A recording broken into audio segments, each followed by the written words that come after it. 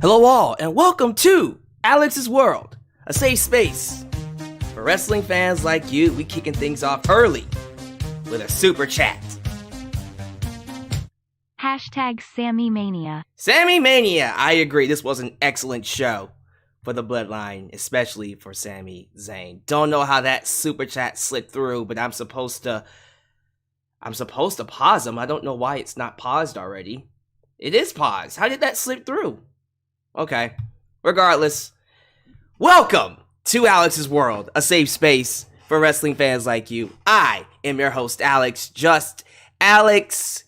30 years. 30 years. Incredible. Monday Night Raw. Started off in small little Manhattan Center. And then it became a global sensation. Across the world, many people watch Monday Night Raw every week. It has become a staple in people's lives for 3 decades. 3 decades, man. A show that established legends. The place where men become heroes and heroes become legends, as the slogan goes. It was one of the things young Alyx would come home to after school.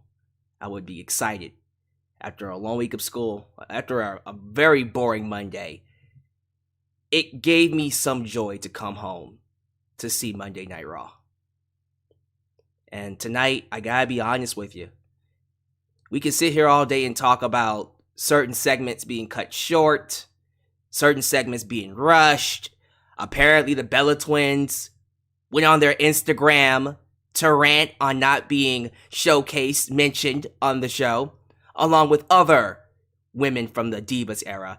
Yes, we will react to what the Bella Twins had to say in this broadcast, but that's later on.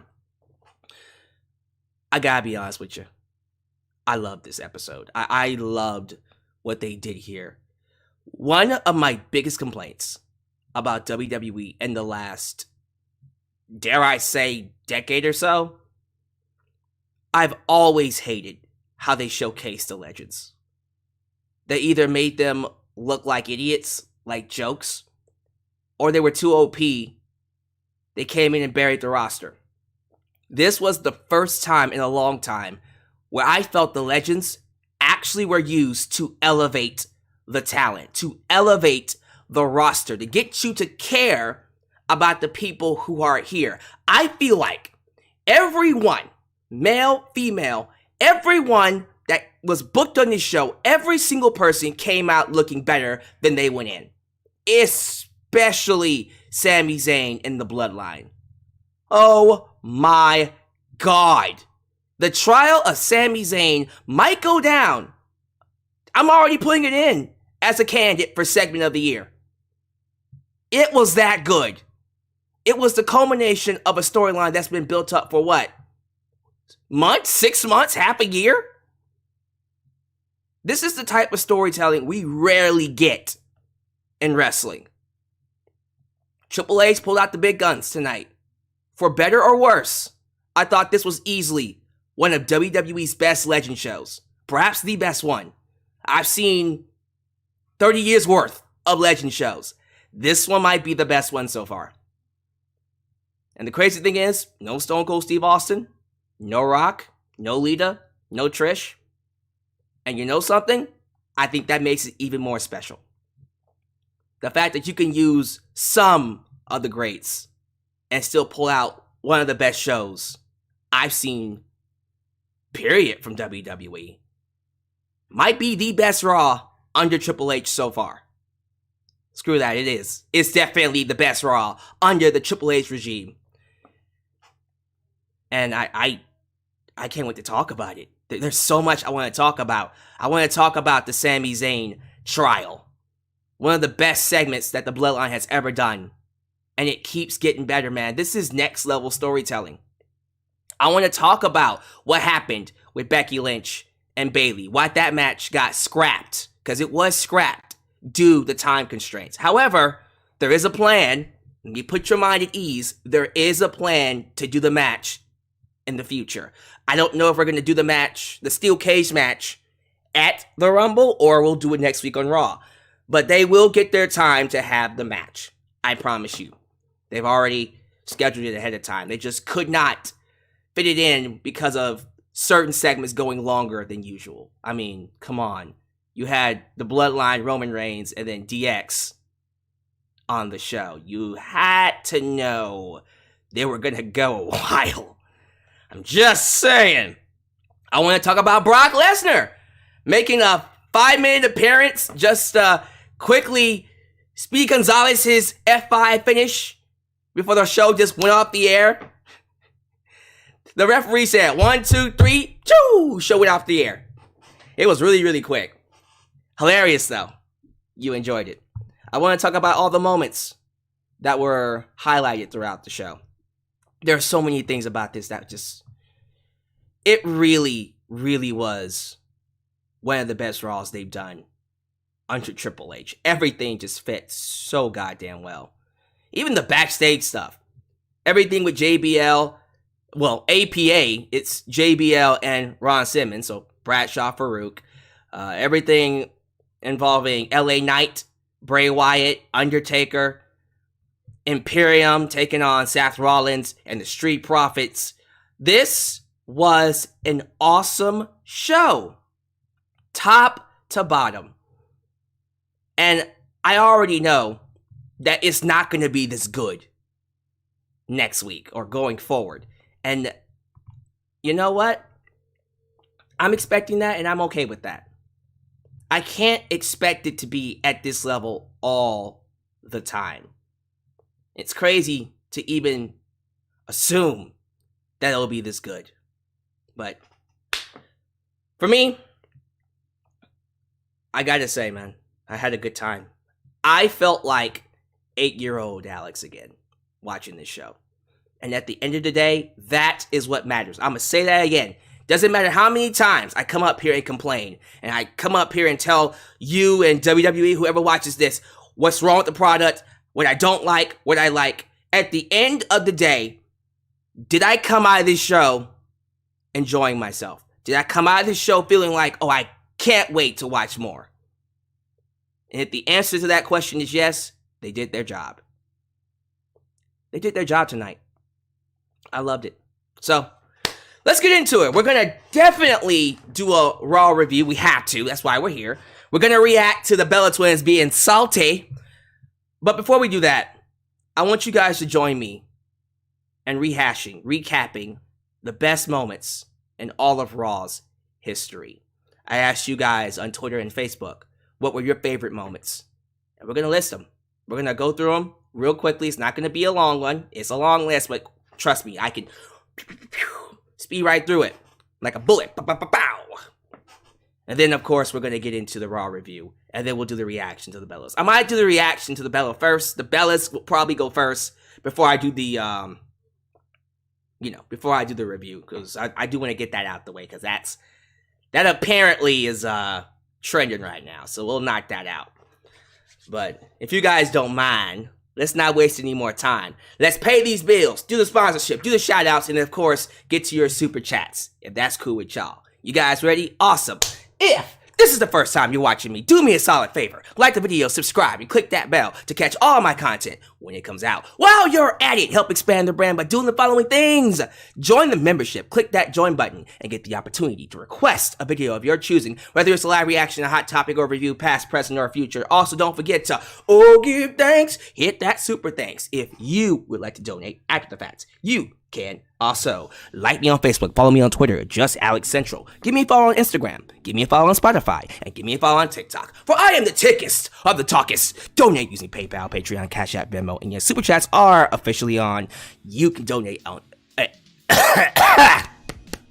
Sorry about that. You can donate at any point in time during the broadcast to get your thoughts played live on the air. Don't know what that cough was. Email me at justalyxsworld@gmail.com for business inquiries, just to say hi.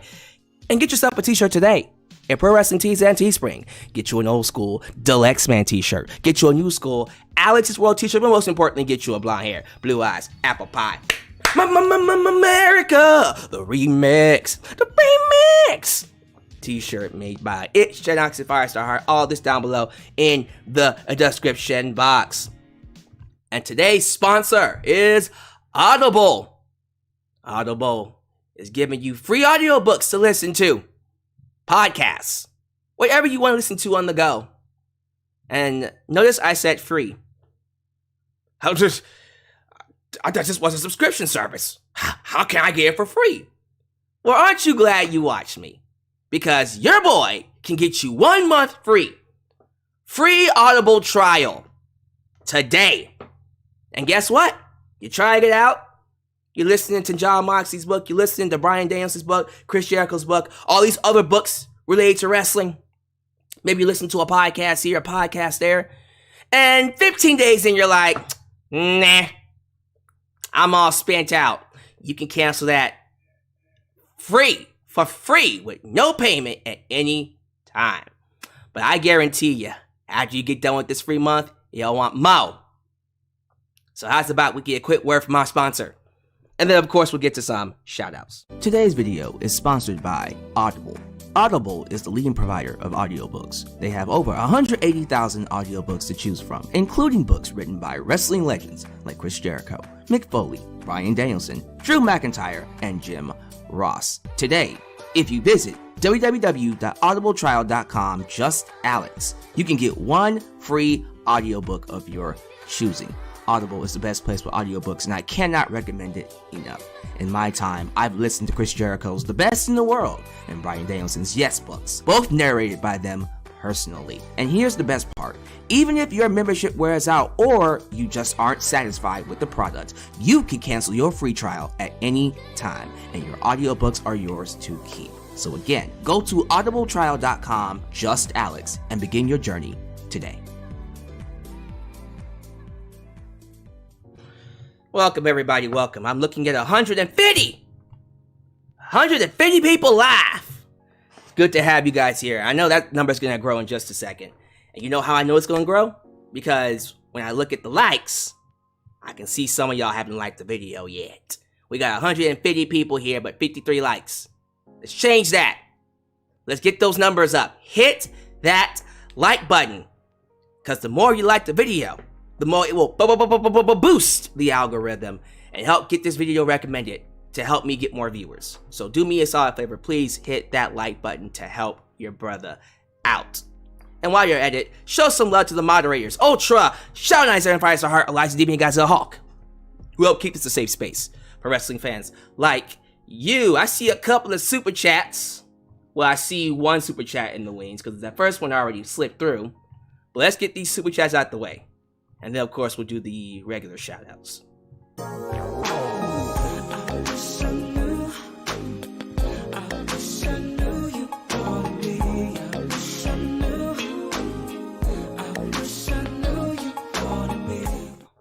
I don't think Lesnar ever explained why he's been targeting Lashley, but I'm not complaining that we running it back.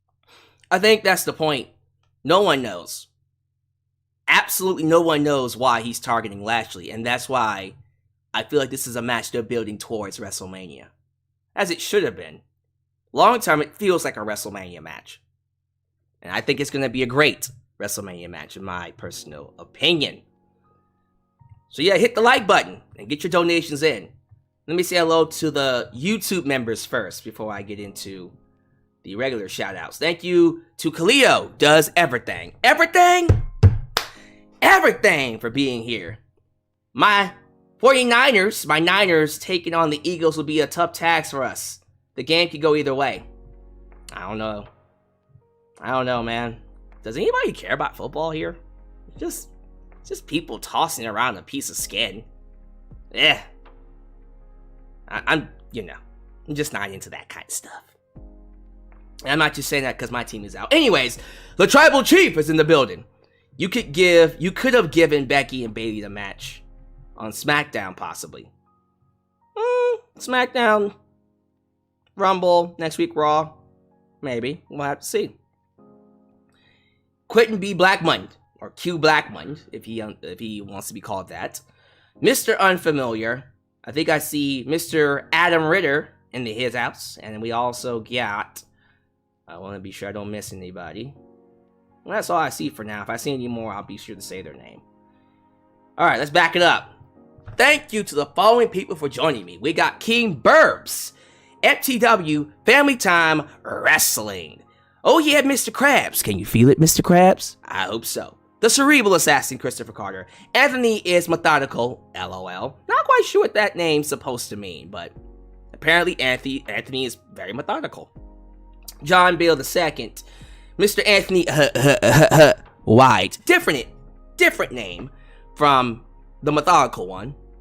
A7, we literally could have gone without the Charlotte, Bianca, and Sonya segment in favor of the steel cage match. I agree. But I'm not upset we didn't get the steel cage match, and I'll tell you why.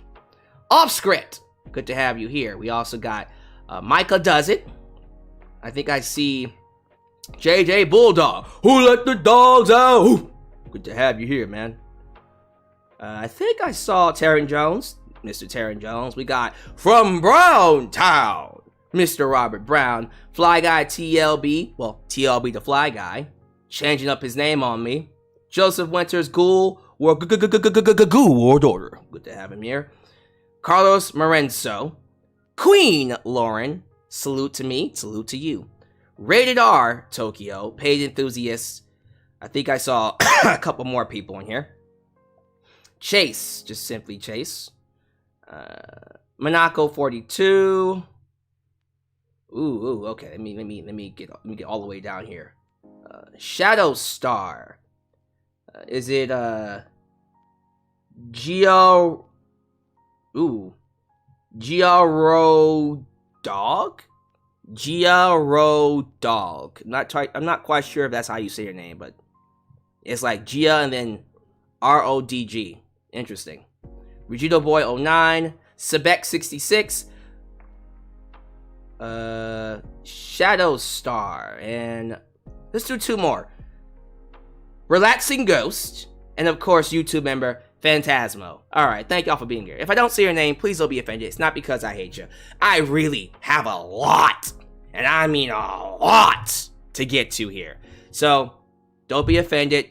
If you want me to say your name, just be sure you catch my streams real early when they start, and I'll be sure to give you guys a shout out when I see your name. But please do hit that like button. As I said, we have 150 people here. Let's get that number up. Liking the video will really, really help me out. Ladies and gentlemen, as I said before, 30 years. 30 years for Monday Night Raw is crazy. The longest running television show, I dare say, in history. 30 years? Y'all, a regular TV show that I know of, I think the longest one was, and don't quote me on this, was it Frasier? Was it Frasier? I think that went, I want to say 10 years, but probably a little less than that, but it's got to be somewhere close to that. I don't know. There hasn't been a TV show that'll go as long as WWE RAW. That's a long time. A long lineage. It wasn't easy. Monday Night Wars, Manhattan Center's trials, Vince McMahon going to court, tons of segments almost getting the show canceled, Brian Pillman pulling a gun out, a 9mm gun on Austin, DX making an apology. It's gone through a lot, ups and downs, but it's still here. Cornerstone of professional wrestling. And I would like to use this time to talk about some of my favorite moments. And these are moments that you guys shared with me. And this is just my personal favorites. I'm gonna miss a ton of segments. There are thousands upon thousands of awesome segments that have happened throughout these 30 years. I'm pretty sure there's gonna be one classic, maybe two, that I'm gonna miss. But this list is gonna encapsulate matches, segments that I feel best represent WWE. Segments like the Dudley Boys, powerbombing Mae Young off the stage in 2000. Mae Young was 80 years old. and she took a seriously dangerous bump. Now, Bubba protected her. She wasn't injured. And by the way, if you ever listen to Bubba Ray talk about Bubba, bully, Bubba, I don't know what else you want to call him, but Bubba Ray talk about this in interviews, he would always mention the fact that Mae Young farted on him. I don't know if it was during the powerbomb or after. I'm pretty sure it was after she farted on him. I would fart on him too. I got powerbombed to a table like that. Jesus Christ. One segment that doesn't get, in my opinion, that doesn't get talked about enough is the night Jim Ross was announced for the Hall of Fame in 2007. Jim Ross never gets told anything because he requested it that way. He likes being surprised. He doesn't like reading the script. He doesn't like knowing what's coming. He always likes to go into things with fresh eyes and react to it as a fan. And so the announcement of him being inducted into the Hall of Fame was a surprise, just like it was to us. And when they played the video package and it showed all the legends, Mick Foley, Stone Cold Steve Austin, Triple H, Dusty Rhodes, even Gordon Solie, it was the perfect way of telling Jim Ross, you are the voice of wrestling. You are the legendary voice of WWF, WWE. And the reaction he got afterwards, the standing ovation he got, was powerful. Easily one of my favorite moments in WWE RAW history. Of course, you got the This Is Your Life segment with The Rock, Mankind, 1999. The infamous segment that got the WWE an 8.3 million viewers. Although that's not the highest rated segment in Raw history. People say it is. It's really not. The highest rated segment in Raw history was Austin versus Undertaker in 1999, which got a 9.1. Yeah. Close to 10 million viewers were watching WWF in the 1990s. That's how big the show, how popular the show was. Just saying. Also in 1999, you had the debut of Chris Jericho, who debuted during the Rock's segment. We had the countdown build up to the big debut, and Chris Jericho came out in the middle of the Rock's promo. What people are calling the greatest debut in wrestling history. You're not going to get an argument from me. We also had some controversial segments. Some segments that could never be done today. Like Stone Cold Steve Austin breaking into the home of Brian Pillman. And Brian Pillman hitting the infamous line, "When Austin 316 Miss Pillman 9mm gun, I'm gonna blow his brains out." And then the infamous scene of Austin breaking through his door, breaking down the glass, opening it up. And then you see Pillman raising the gun, and then static. This segment was so controversial, it almost got WWE RAW kicked off the air.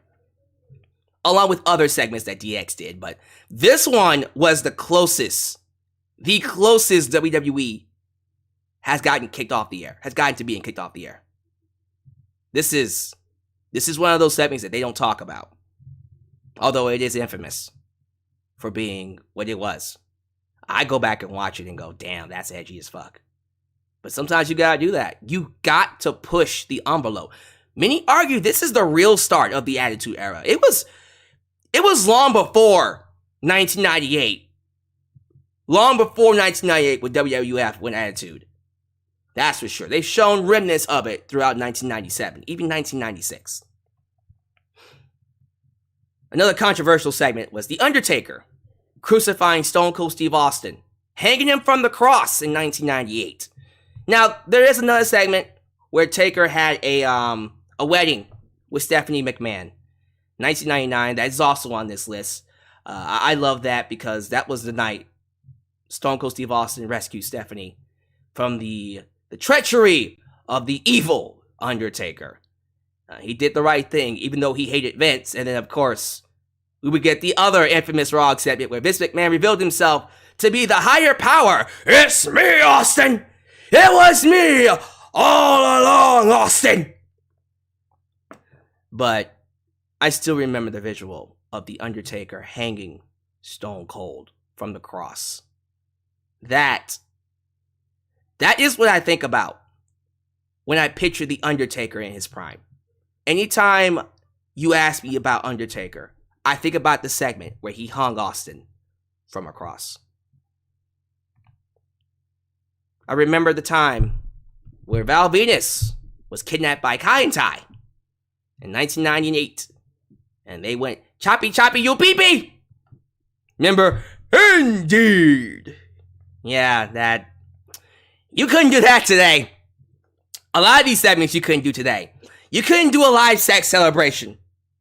As tame as it was for 2006, and I'll be real with you, Edge and Lita doing that live sex celebration wasn't really the most controversial thing to happen that year. That being said, you still couldn't do this shit today. If they did this shit today, they would lose all their sponsors. Now, this segment isn't really looked back upon very fondly, simply because Lita and Edge have both come out in interviews and said this segment made them feel uncomfortable. But they were forced to go through with it. Lita, especially, was told if she did not go through with this, she would be fired. Vince would fire her. Yeah. So I don't necessarily look back upon this one fondly, but hey, it is still a legendary segment. Isn't it as legendary as the night Mike Tyson and Stone Cold Steve Austin collided inside the ring? I don't know about that. Because that was the segment that got me into wrestling. Tyson and Austin! Legendary moment. Another legendary moment was the night Shawn Michaels super kicked Shelton Benjamin. That was an awesome legendary moment.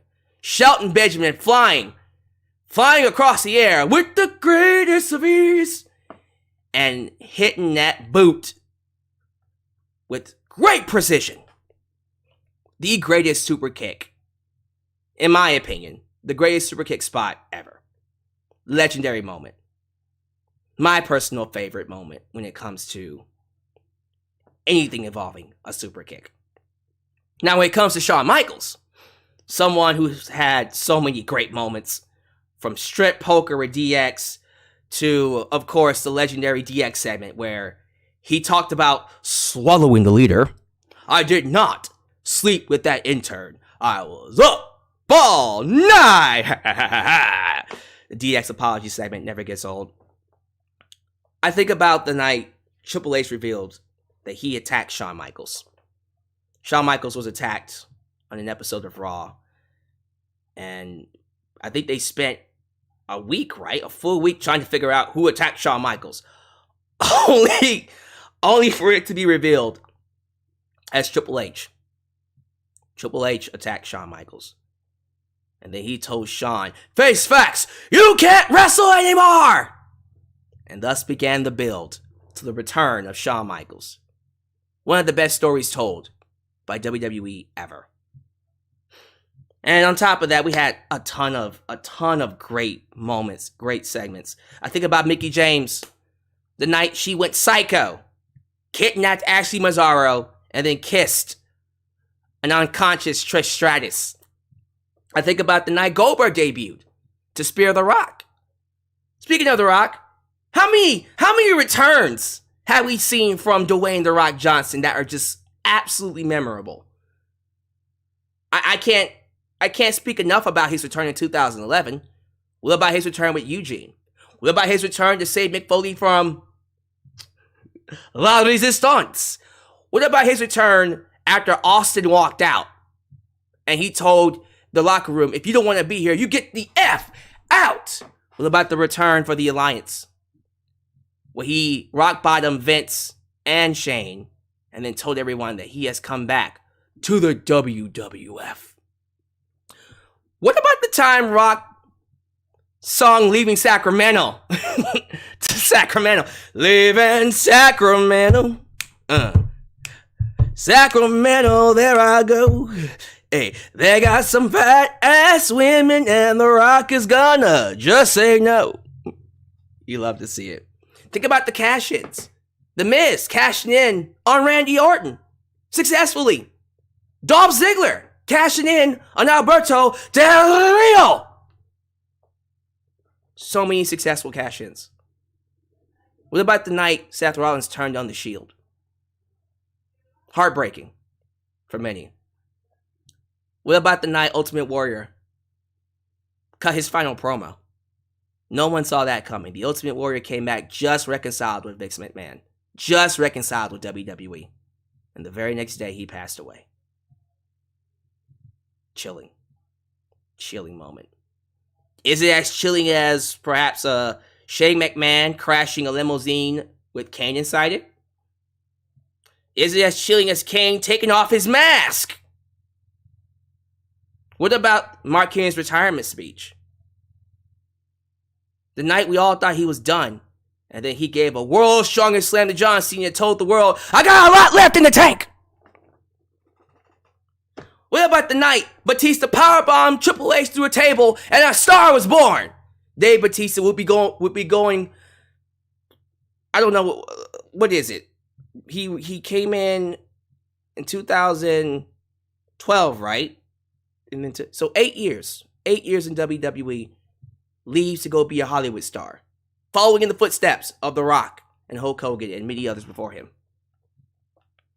What about the night Daniel Bryan led an arena-wide yes chant? And I'm not just talking about the time he hijacked Raw, brought fans into the ring, and made Triple H give him a match with him and then the main event of WrestleMania 30. Excellent segment. I'm talking about the night where Bray Wyatt was telling Daniel Bryan to submit. Bryan refused to submit, turned on the Wyatt family, and he had the whole arena going, yes! Yes! Yes! Legendary moment. Almost as legendary as Lita and Trish Stratus main eventing WWE RAW. Not the first time it happened. The first one happened with Stephanie and Stephanie and Lita was the first one to actually main event Raw. We don't talk about that match. But yeah, Lita and Trish Stratus had a legendary match. 5-star classic in my personal opinion. Just my personal opinion. Maybe not as much of a classic as Shane McMahon stealing WCW from Vincent Kennedy McMahon. I now own WCW because the contract does say McMahon, but really means Tony Khan. But really reads Shane McMahon. How awesome if we ever get that. The contract actually reads Tony Khan, and he ends up buying WWE. It's not going to happen. I'm just saying. And there's so many segments I can talk about, from Ric Flair's retirement to Mick Foley cutting that amazing rocking chair promo before his match against Randy Orton. Mick Foley, especially, had his own legendary moment in 1999 when he won the WWE Championship. He won the championship, and it, in my opinion, spelled the end of the Monday Night Wars, because that was the night people flipped over after the finger poke of doom. Mankind was the reason for that. So many great moments. Shawn Michaels and Bret Hart reconciling, the reconciliation with Shawn Michaels and Bret Hart in 2010 was beautiful. Everything involving Eric Bischoff's appearance in 2002. After beating WCW, he hires Eric Bischoff. Vince McMahon hires Eric Bischoff as the general manager of Raw. John Cena debuting on Raw. You also can't forget about John Cena burying Roman Reigns on Raw. Well, that burial was fucked up. The 1-2-3 Kid pinning Razor Ramon. So many memories. So many returns. Brock Lesnar coming back. Cody Rhodes coming back. The Shield. The Wyatt family. The confrontation with the Shield and Wyatt family in 2014, though. Phenomenal. Austin stunning the McMahon family. Most importantly, and I wanted to talk about this one last because although he was on the show, it's best that we remember the night Triple H returned in 2002. The loudest ovation, perhaps one of the loudest ovations I've ever seen for Monday Night Raw. God, man. The Nexus debuted on this show. So many moments. So many memories for a legendary show. So, I hope you guys are going to continue to watch wrestling as long as I am. Because I feel like there's more to come. I feel like this generation of wrestlers have a lot more to give. And I'm excited to see what comes next. So, down below, give me your favorite moments. Give me your favorite moments that you were able to be blessed and listen to. And the last moment I do want to talk about is, of course, a moment that wasn't mentioned on Raw, wasn't going to be mentioned on Raw.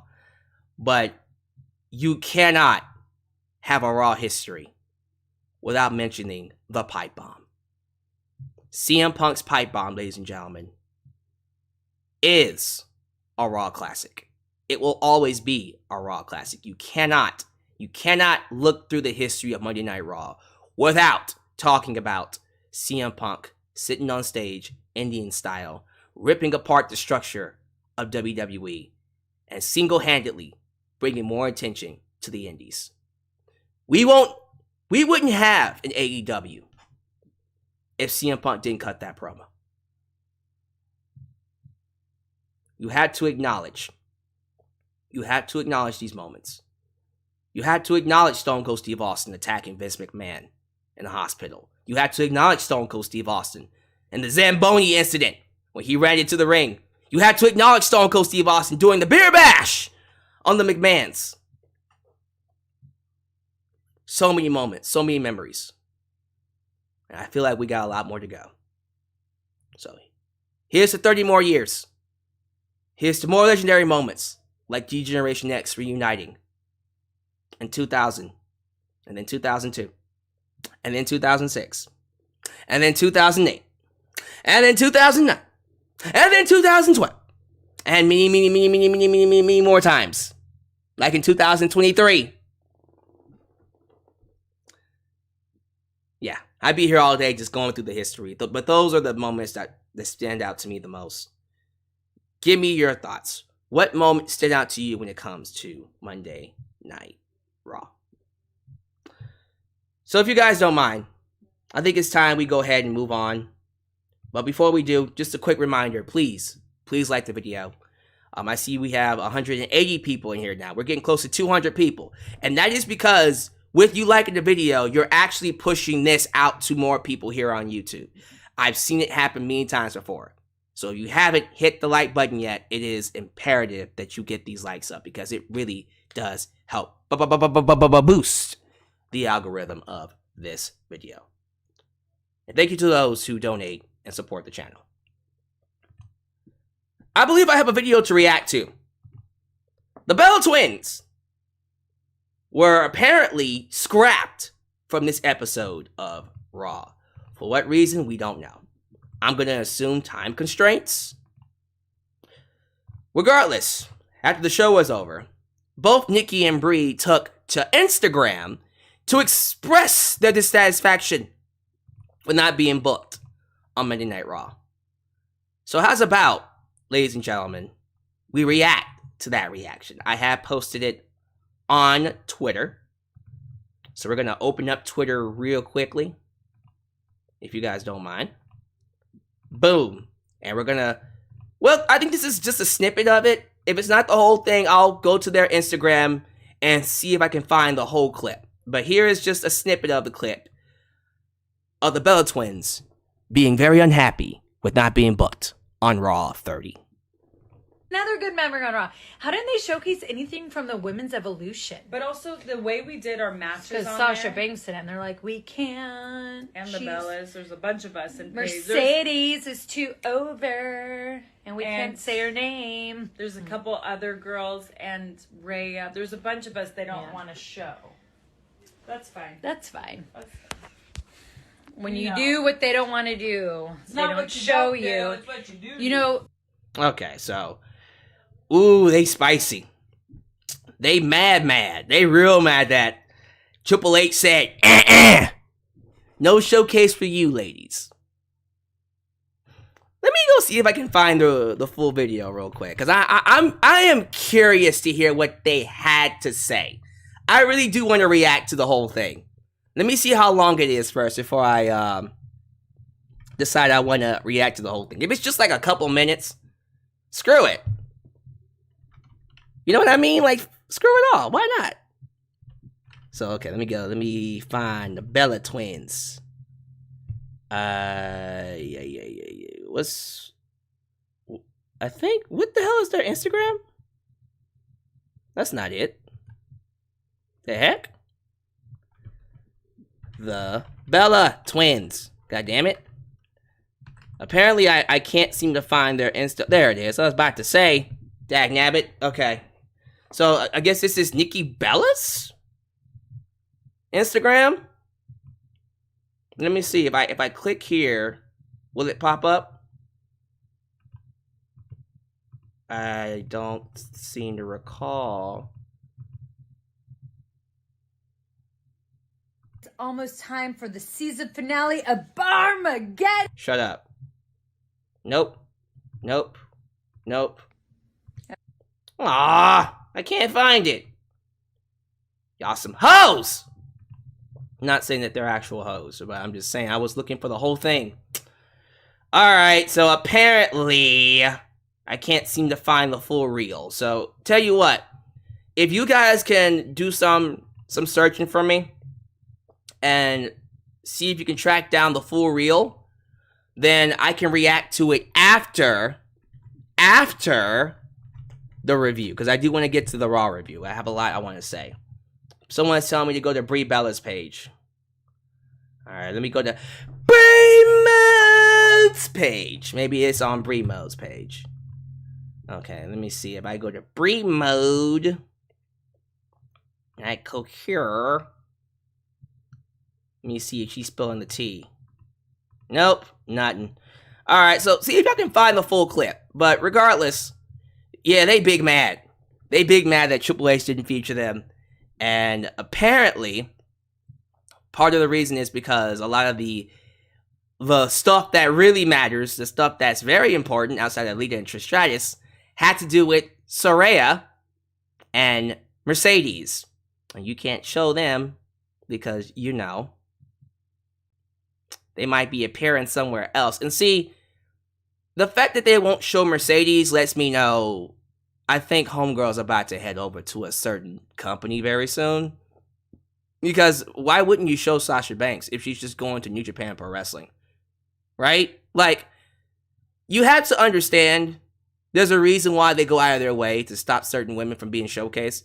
Because they don't want to promote the actual enemy here. But I feel like regardless,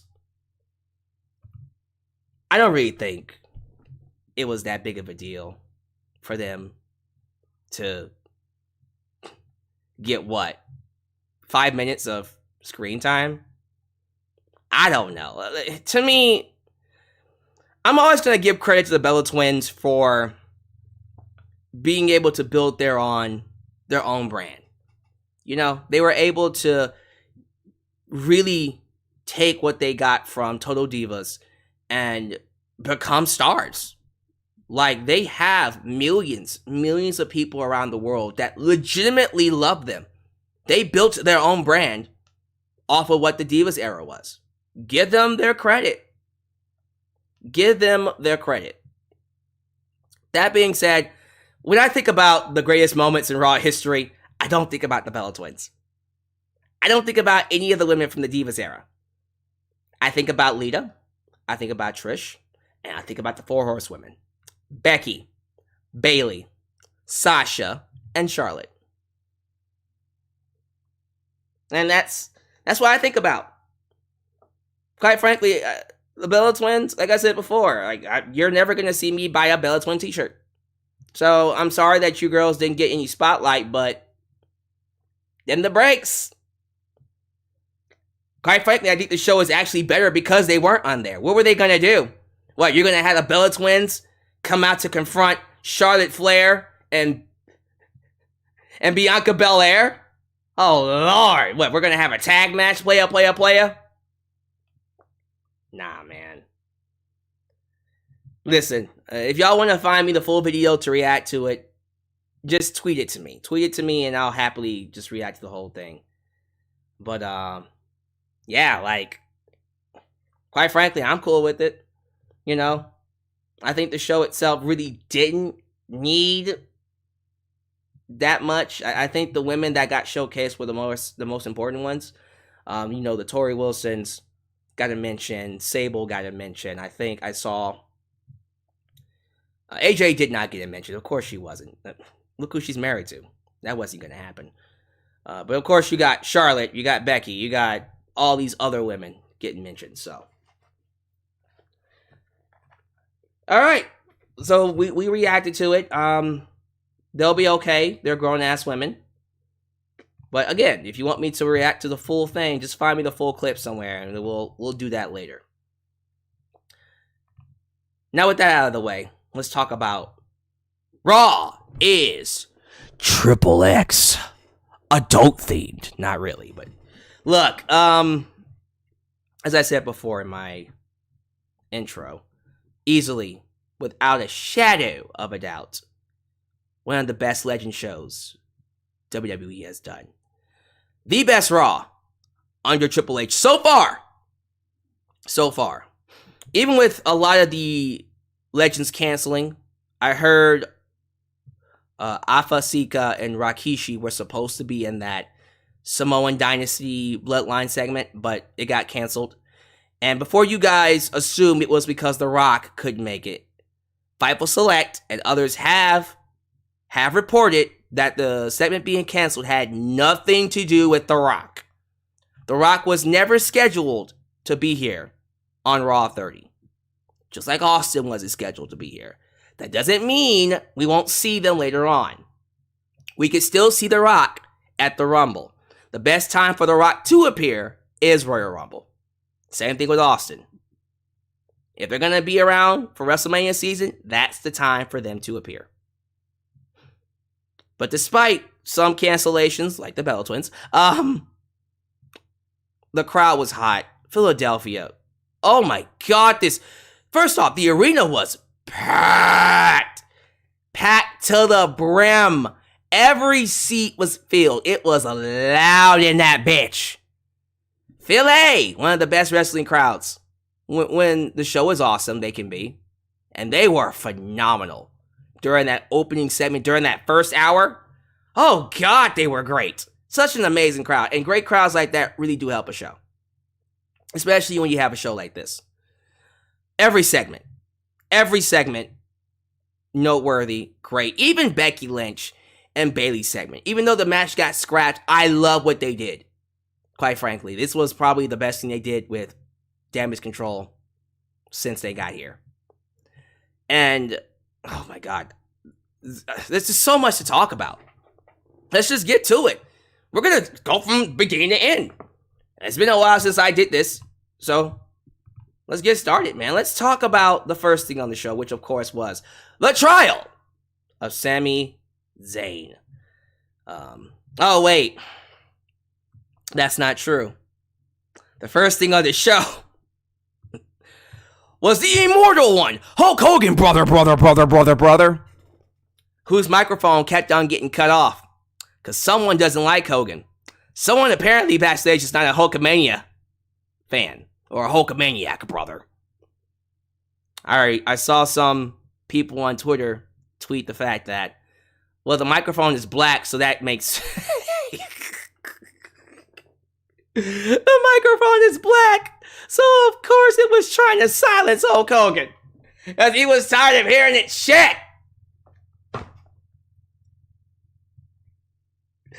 I feel bad for Hogan. He still hit the usual lines, the 24-inch pythons, what you're gonna do when Raw 30 runs wild on you, brother. And then he did the pose down, and that was it. You know, it was funny that the microphone kept on cutting off on him, but it seemed appropriate. Oh, and Jimmy, Mouth of the South, Jimmy Hart was out there. Yeah, that was how the show opened. Then we get into a video package which was an excellent video package highlighting all the years of Monday Night Raw. Then we get to the trial of Sami Zayn. Yeah, that, let me tell y'all something. I've been telling y'all for what feels like months that the best storyline in wrestling is the bloodline. Everything involving Roman Reigns, Jey Uso, Jimmy Uso, Paul Heyman, Sami Zayn, and Solo Sikoa. Everything involving these men is next level. And tonight, I finally feel like this was the moment where things really got going. Because these last few months, the last year or so, it's just been build up. It's been build up to this segment. This is the segment where it all begins. This is the start of the bloodline finally showing its true colors. This is the start of Sami Zayn being exiled and eventually becoming the albatross that eventually will bring down the bloodline or help bring it down. So they start things off by recapping what happened on SmackDown. As you guys know, Sami Zayn was not there when Kevin Owens attacked Roman Reigns during the contract signing. And as a result, it's always looking like Sami Zayn is showing some disrespect, doesn't respect the tribal chief, doesn't acknowledge the tribal chief. And so we open up with Paul Heyman. Paul Heyman gets the microphone and is showered immediately with ECW chants. ECW, ECW, ECW. Because of course we're in Philadelphia. By the way, I remember that segment where we had WCW and WWE, and then the ECW alliance, ECW talent broke away from WCW and WWE, only to then join up with WCW, and then Stephanie McMahon came out saying she was the owner. Good times. Good times. Regardless, ECW chants to Paul Heyman. And then he tells us that ECW is dead. And he wishes the same for Sami Zayn. He accuses Sami of being in league with Kevin Owens since day one, and leading them on and making them feel like fans of a local sports team getting conquered by their rivals. Making them feel like fans of the Philadelphia Eagles getting conquered by the 49ers. Damn. He plays footage, evidence of Sami Zayn being disrespectful, running away when the Usos are getting attacked by Drew McIntyre, hesitating when Kevin Owens attacked. There's a footage of Sami Zayn on top of the cage. When everybody else is separate, he's on top of the cage raising his finger. There's footage of Sami Zayn bumping into Roman Reigns, which was fucking crazy. Didn't see that. Like he checked him. He shoulder checked him. The footage all shows Sami hesitating and failing to help his brothers in the bloodline. And Paul Heyman asks the jury to find this rat bastard guilty of all charges. Sami Zayn's in tears. Just excellent acting. Incredible acting from Sami's part. He's in tears, gets in the microphone, offers a passionate defense of his own actions. And he talks about how he's done nothing but do what's best for the bloodline. He's always sacrificed himself. He's always put his best foot forward. He's always acknowledged the tribal truth. He's done nothing but bring goodwill to the group. And to be made to defend himself on trial hurts. And so he said his defense is that he has no defense. That's when Roman grabs the microphone and asks, if you really don't have a defense, then you don't respect me. Solo! Take his bitch ass out. Solo grabs Sami Zayn and goes to give him the Samoan spike. Sami Zayn is all but limp at this point. He's given up. He's ready to accept his fate. Only for Jey flipping Uso.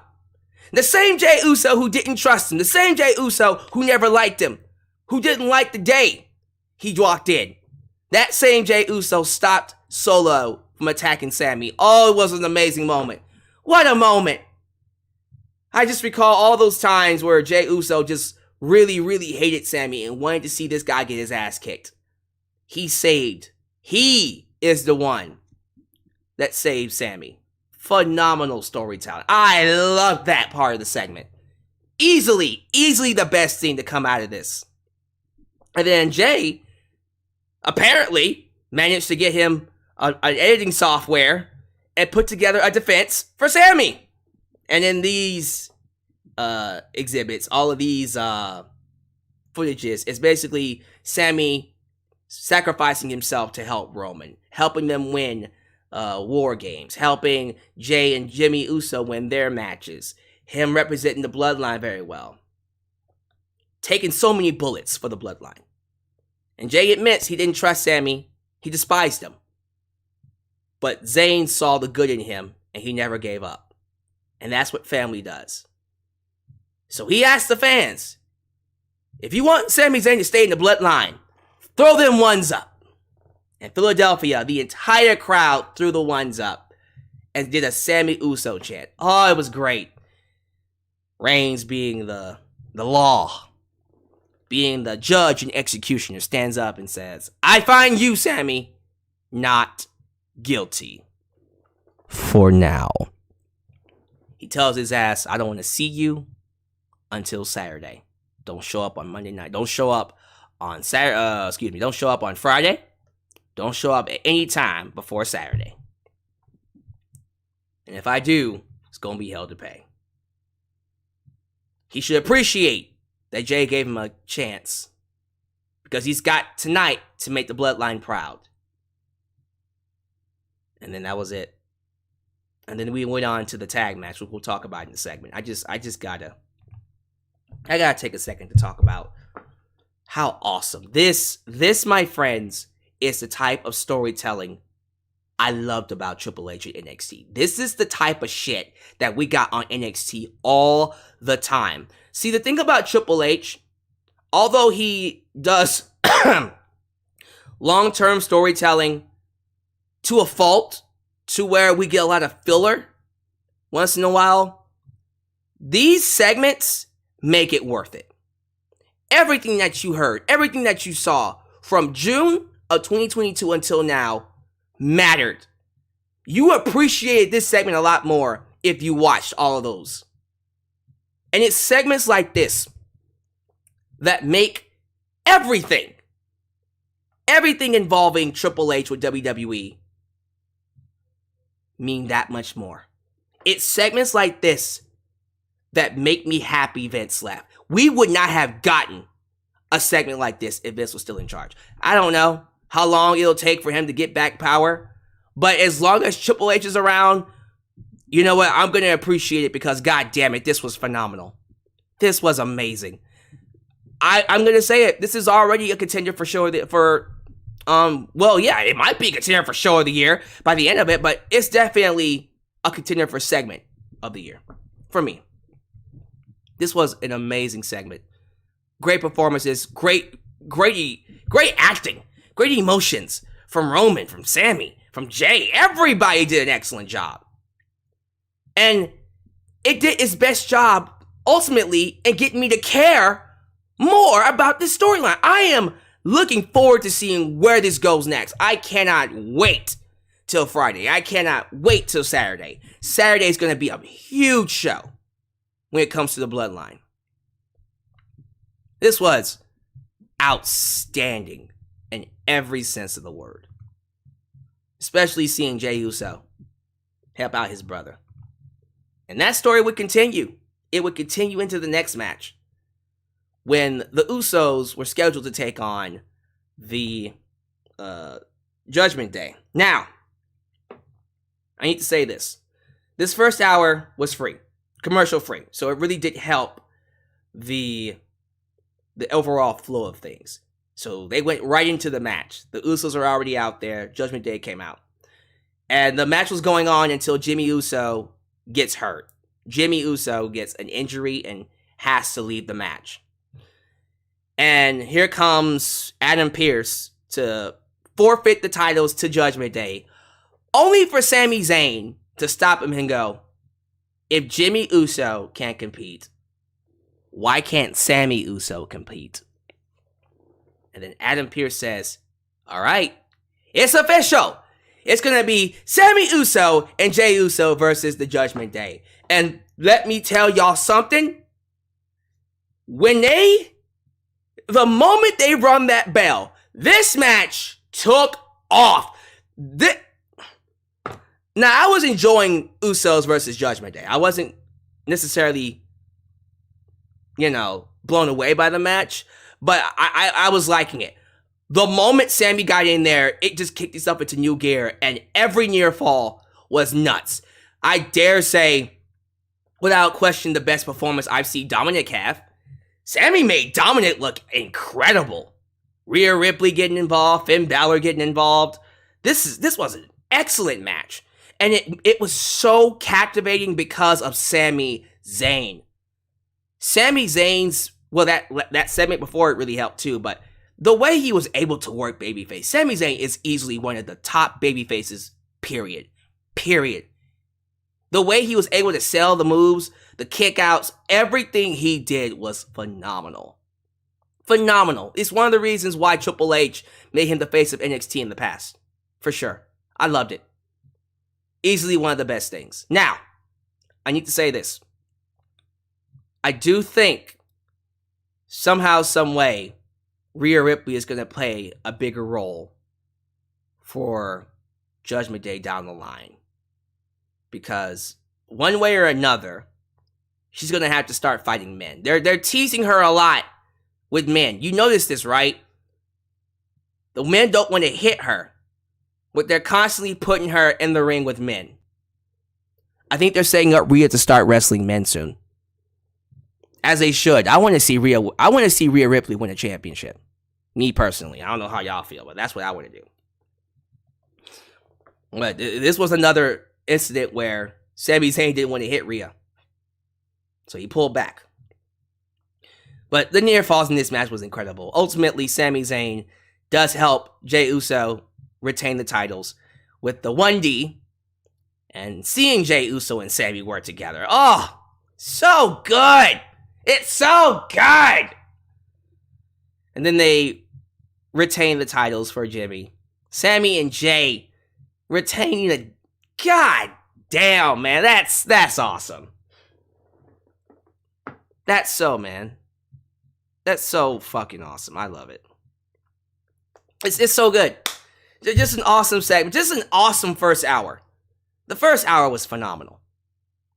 It was just a great way to showcase Sami. And honestly, by the end of it, I gotta be real with you. I started to question, like, should Sami actually win the Rumble? Like, maybe he should win the Rumble. Man, we'll have to see. We'll have to see, man. That was incredible. Easily the best thing of the entire night. The second best thing came next, of course. Because not too long after that... Well, let me go ahead and get this out the way. There was some backstage segments with APA, JBL, Godfather. Godfather didn't do his traditional light up this blunt and say pimpin' ain't easy. And he didn't do all that. He didn't do no he didn't do no pimpin' hoes nationwide. He didn't even have any hoes. So he was the bouncer? The bouncer for the APA party? I guess. But he was there. You had all kinds of people there. You had Alundra Blaze. You had, of course, Ted DiBiase and IRS. Be sure you pay your taxes. This good stuff. Johnny Gargano, Candice LeRae, and I think Dexter Lumis were back there as well. Mia Yim was back there. It was a nice way to showcase some legends. How about that? It was a nice little breather in between segments. Buffer, if you will. We even got a legendary damn after IRS took the money, because you have to pay your taxes. But yeah, then we get LA Knight. Oh yeah, and then we get, let me talk to ya, LA Knight. Yeah, one of the best acts in WWE, and that's not an opinion, that's just a fact of life. Yeah. Man, this segment with LA Knight, Bray Wyatt, and Taker. Woo! You had LA Knight come out. He calls Bray Wyatt a grown man incel, playing with puppets and spooky music, and says he's not afraid of that. He's been thinking about how there's all these legends backstage, living on past glory. Bray's been living on past glory, and challenges any legend to come out and fight him. And then you hear a gong. Gong! The lights go out. Gong! You're thinking, ah, shit. Here comes the dead man. And then next you know, you hear a motorcycle rev. And then, cowboy, badass, say, hey, hey, hey, hey, the American Badass theme song. The original American Badass theme song hits. Now, me personally, I'm not hating on Kid Rock, but my favorite is Limp Bizkit's. Keep rolling, rolling, rolling, rolling. Keep rolling, rolling, rolling, rolling. Keep rolling, rolling, rolling, rolling. Keep rolling, rolling, rolling. Me personally.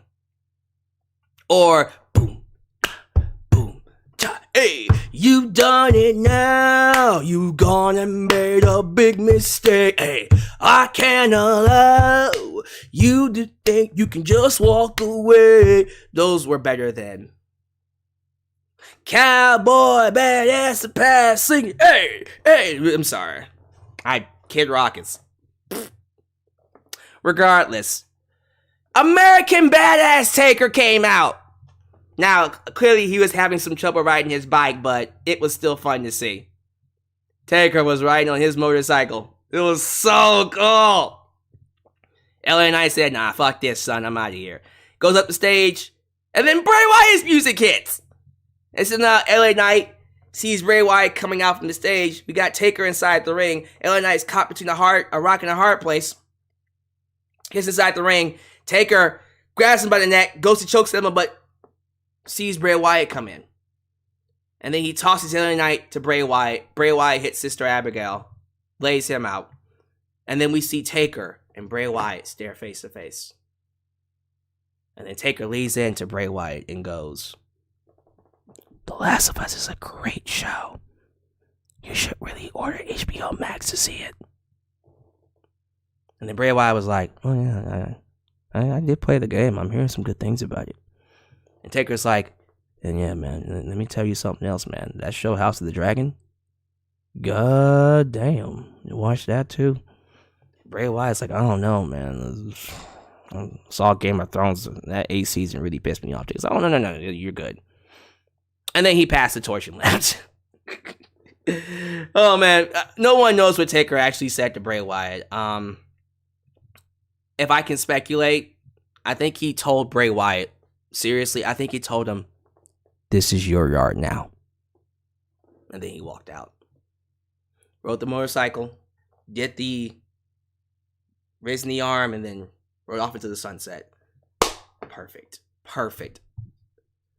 Again, we had to talk about the way they were able.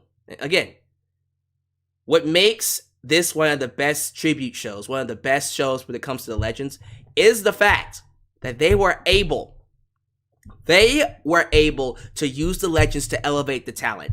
I feel like LA Knight came out of that segment looking like a star. I feel like Bray Wyatt came out of that segment feeling like the new Undertaker, which is something we've been wanting to see since he debuted. We all felt Bray Wyatt was this generation's Undertaker, but Vince just never wanted to put him over. Well, I'm happy we got a chance to put him over. Real talk. It was amazing. It was great, man. I loved it. I wouldn't have done anything differently. Just an excellent segment. So goddamn cool. Real talk. I do believe when it comes to how Taker has been used these past few years, this was one of the best ways to use him. That's just my personal opinion. Okay, I guess we got to talk about the most controversial thing about this show. And that was what happened with Becky Lynch and Dakota Kai. Well, yeah, Becky Lynch, Dakota Kai, Io Sky, and Bayley. But what I was trying to say is Becky Lynch and Bayley. They were supposed to have a steel cage match tonight. And instead, what ended up happening was Bayley brings out Damage Control. And they all attack Becky before she gets inside the cage. They beat her up.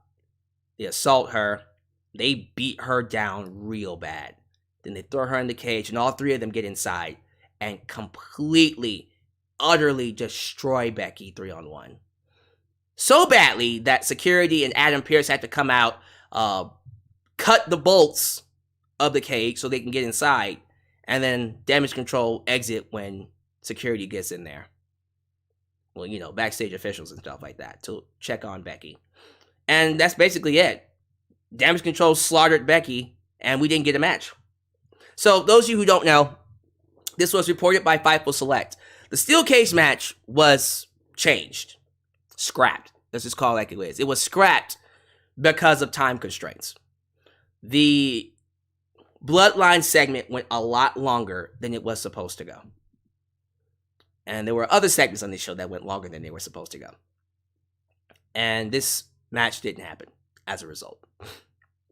Could they have cut other segments to make it happen?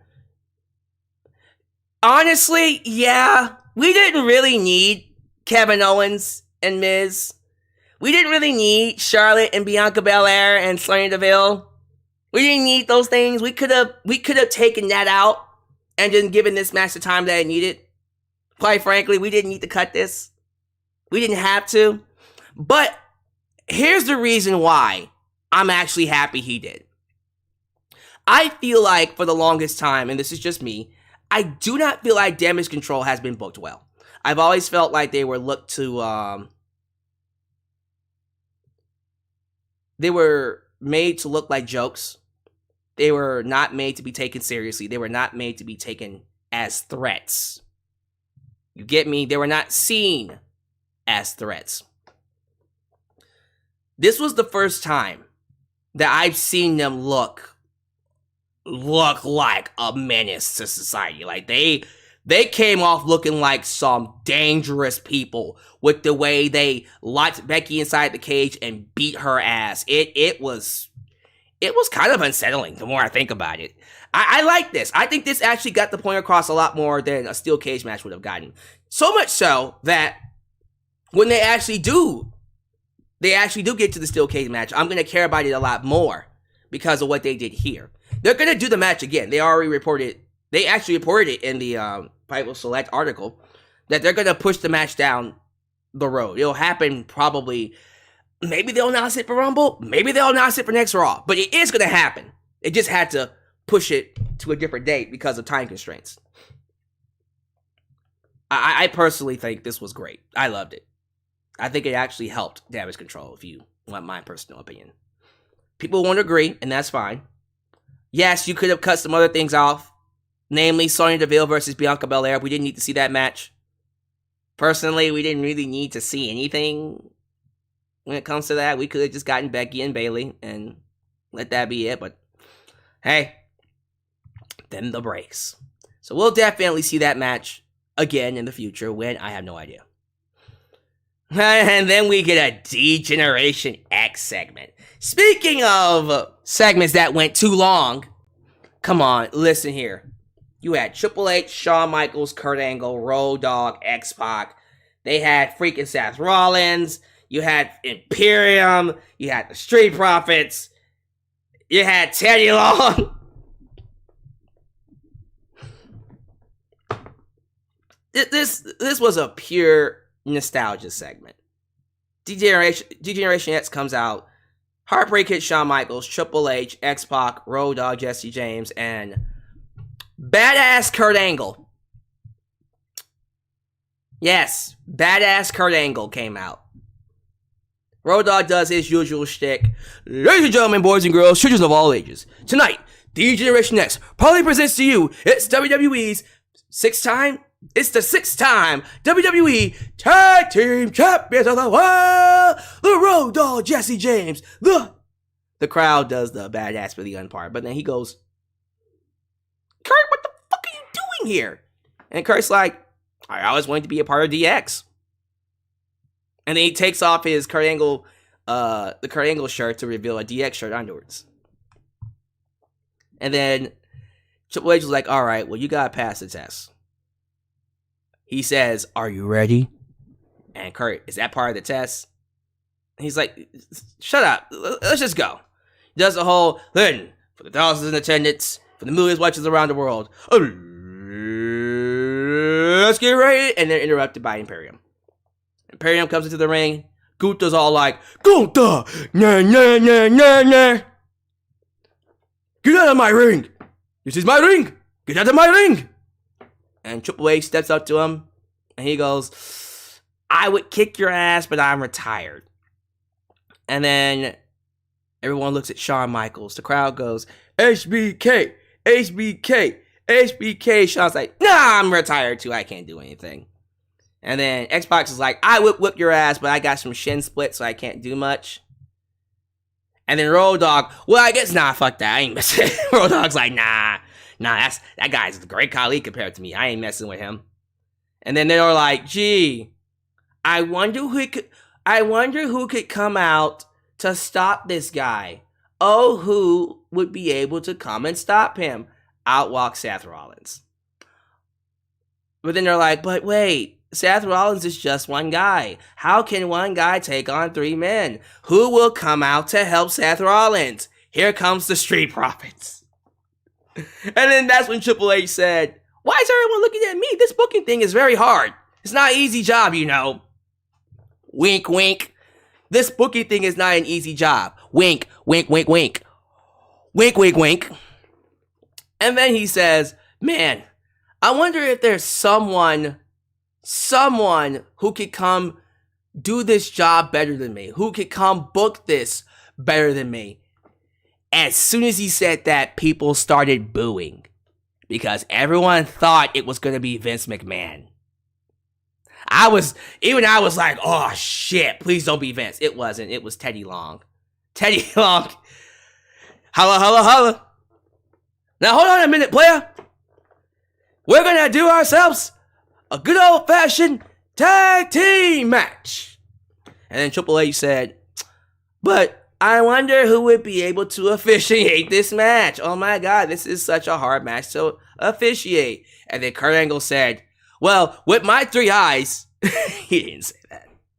He basically took off his shirt, showed the referee shirt, and then Triple H said, all right, well, we're going to have ourselves a six-man tag with special guest referee Kurt Angle. And if you're not down with that, we got 2 words for ya.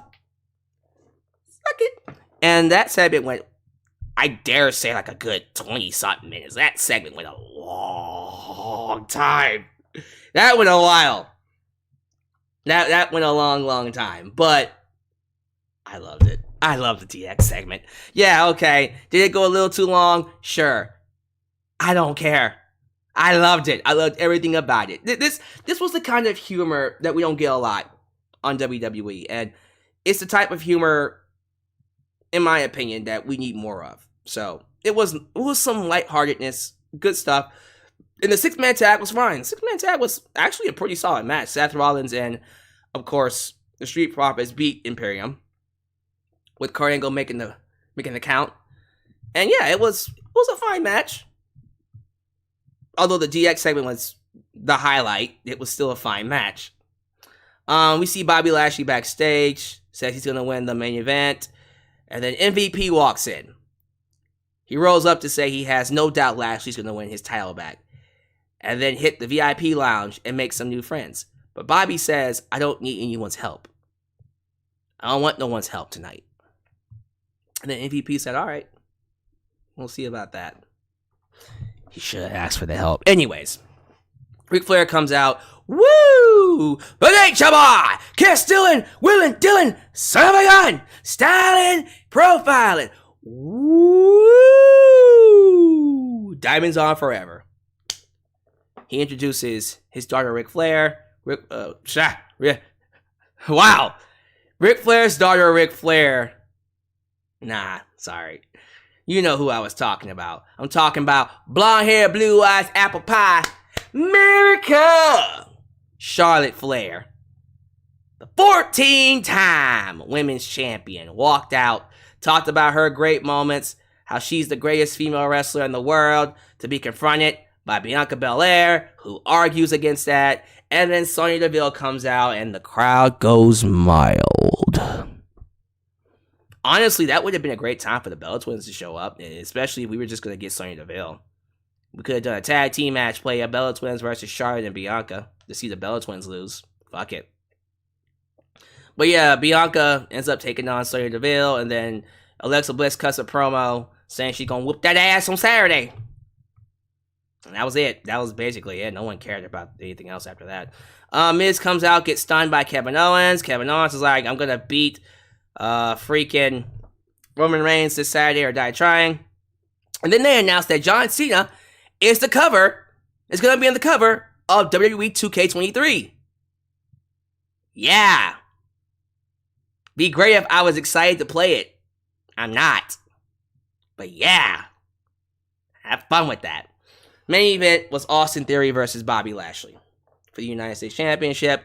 It was exactly how you thought it would go. Lashley essentially dominated the entire match, completely destroyed Austin Theory, only for Cowboy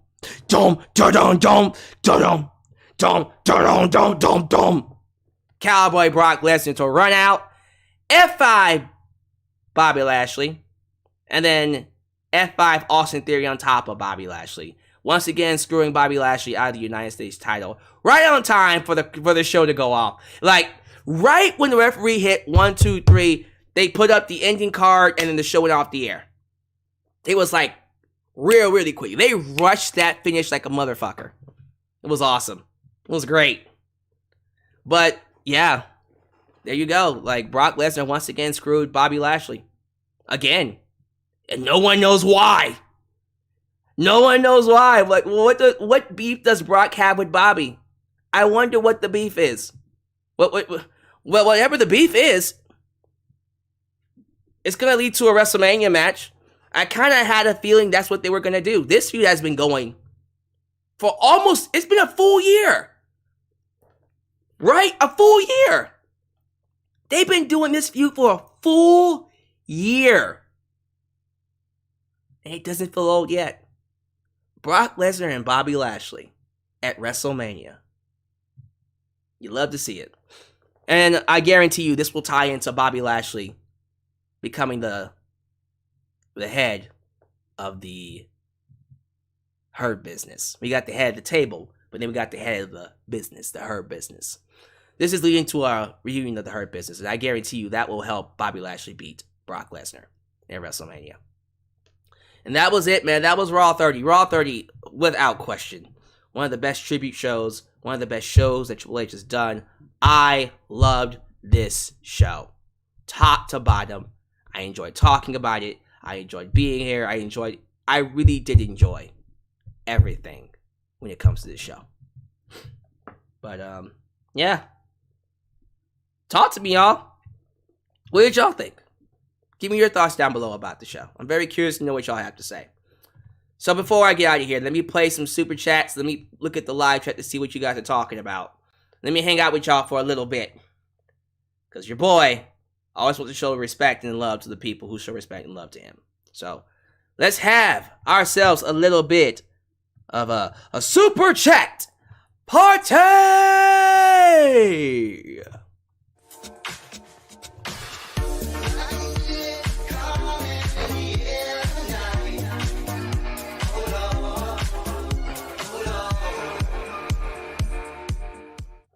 If Cody wins the Rumble instead of Sami, do we see a 2015 Royal Rumble situation?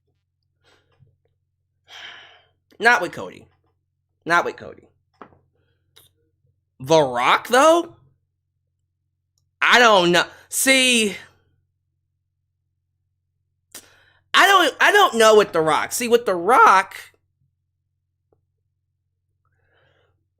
I think when it comes to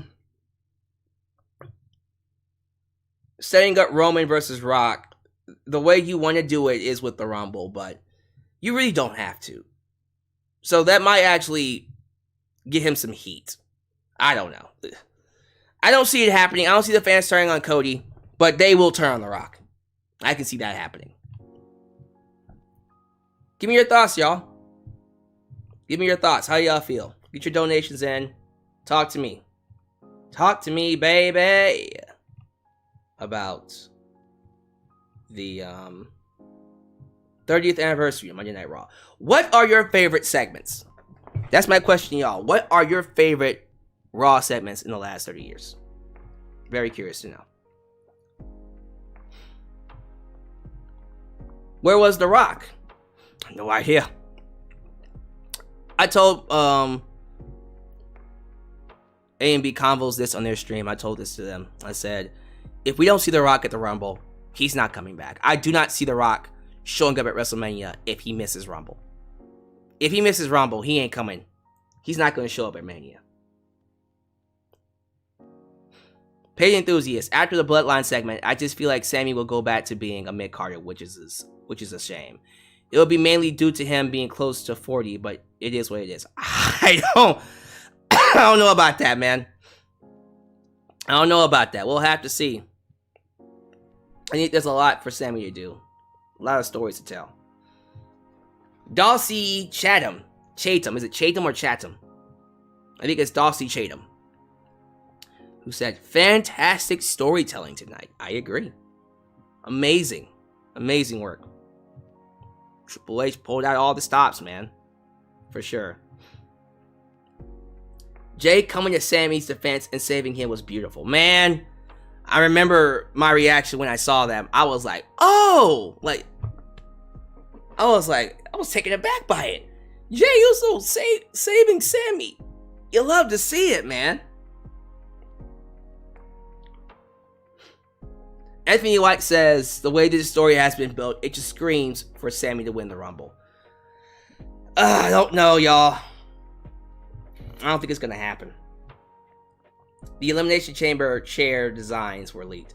Yeah, I know. They were already teasing Sami versus Roman. So you already know where it's going.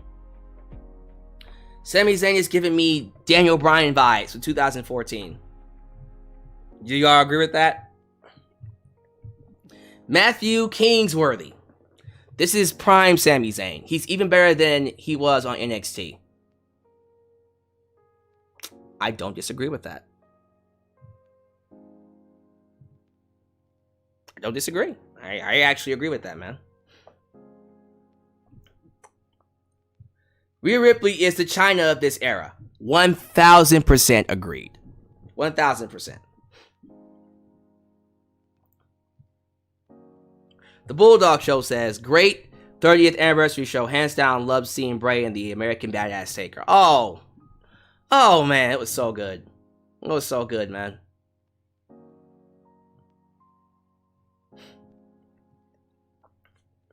Keep rolling, rolling, rolling, rolling, yeah. Rolling, rolling, rolling, rolling, Limp Bizkit's theme song of Taker is better. Absolutely, it's so much better. Passing of the torch moment with Taker and Bray. Yeah, man.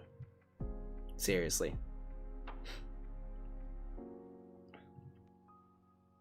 Let me see here. Better Call Saul is better than all shows. Absolutely. Absolutely. Better Call Saul and Breaking Bad, one of my favorite shows up there. Velma may not have been good, but that 90s show was good. I'm not going to watch Velma. Even though I just got back HBO Max so I can watch The Last of Us. The Last of Us is such an awesome show. I'm not touching Velma. I ain't touching Velma. I'm not doing it. JJ Bulldog. The steel cage match with Becky and Bayley would have still been decent if they went with this and then had damage control after the match. I don't know. Nah, they did what they had to do. We can always do Becky and Bayley later. Honestly. Let me see here. NXT Black and Gold brand on Raw 30th anniversary made me miss 2014, 2019 of NXT. Yeah. My favorite Raw moment, the CM Punk pipe bomb. Hey, that's a lot of people's favorite Raw moment. One of the best Raw moments in history was John Cena challenging Daniel Bryan at SummerSlam. Yeah, that was a huge moment. Kenny the Trend, personally agree with the Bellas, mainly due to them only not being on the show over the petty reason that most of their greatest moments on Raw were with people like AJ Lee and Saraya. Did you guys find the full clip of that, by the way? I did say I was going to react to it. Let me see if I can find it. Bella Twins. Excuse me.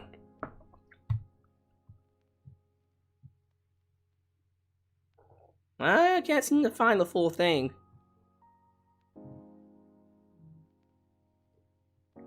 I wonder if Nikki posted it on her. I know. I got my long hair back, but it's... Nah, this ain't it. Can't seem to find it. Wish I could have found it though. Like I really want to listen to the whole thing. I want to hear the Bellas drag. Yeah, I gotta find it. We'll have to find it another day. But I will find it because I do want to listen to what they all had to say. That's for sure. Cause they were mad. They were mad.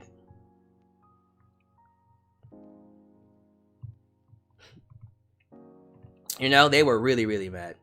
Carlos Marenzo, one of my favorite moments was the DX reunion in 2006. We hadn't seen Triple H work babyface in years, and it was fun to see that live. Man, that reunion was special. I remember that. The pop they got when they took out the Spirit Squad, and then they, did the whole handshake and did the suck. It was great. Hey, Alyx, have you seen the trailer for Batman, the Doom that came to Gotham? It looks really good. Not yet. I'm going to have to watch that afterwards. People are telling me it looks really good. Let me see something. Cause I do really wanna. Cause they were mad, the Bellas. I really want to see like, how do you check someone's live?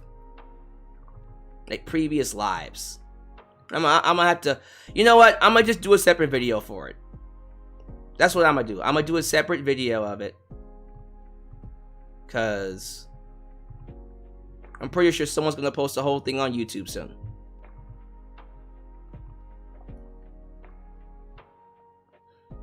Yeah, people are telling me they couldn't find the video.